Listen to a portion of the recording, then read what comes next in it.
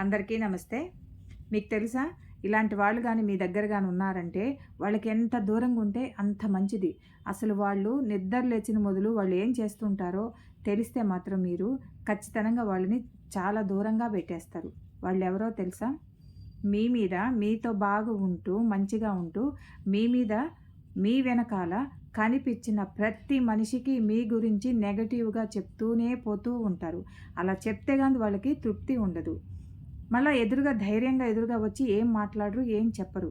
కానీ మీ వెనకాల మాత్రం చుట్టాలు గాదు, బంధువులు గాదు, స్నేహితులు గాదు, ఎవ్వరు కనబడితే వాళ్ళకి మీరొక మంచి పని చేసినా సరే, దాంట్లో ఒక నెగెటివ్ చూపి అది తీసుకెళ్ళి చెప్తారే గానీ, మంచి చెప్పి మిమ్మల్ని పొగిడే విధంగా మాత్రం చెయ్యరు.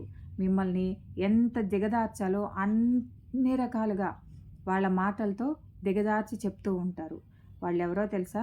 మీరంటే ఈర్ష్యపడేవాళ్ళు, మీరంటే కుళ్ళుకుండేవాళ్ళు, మీ ఉన్నతిని చూడలేని వాళ్ళు, మీ సంతోషాన్ని చూసి ఓర్వలేని వాళ్ళు. ఇలాంటి వాళ్ళే మన వెనకాల చేరి మన పరపతిని, మన వ్యక్తిత్వాన్ని దెబ్బతీయాలని 24 గంటలు ప్రయత్నిస్తారు. కానీ వాళ్ళు చెప్పినంత మాత్రాన జరగదు కదా! ఖచ్చితంగా మనలో ఉన్న నిజాయితీ, నీతి నిజాయితీలు బయటకు రాకుండా పోవు కదా!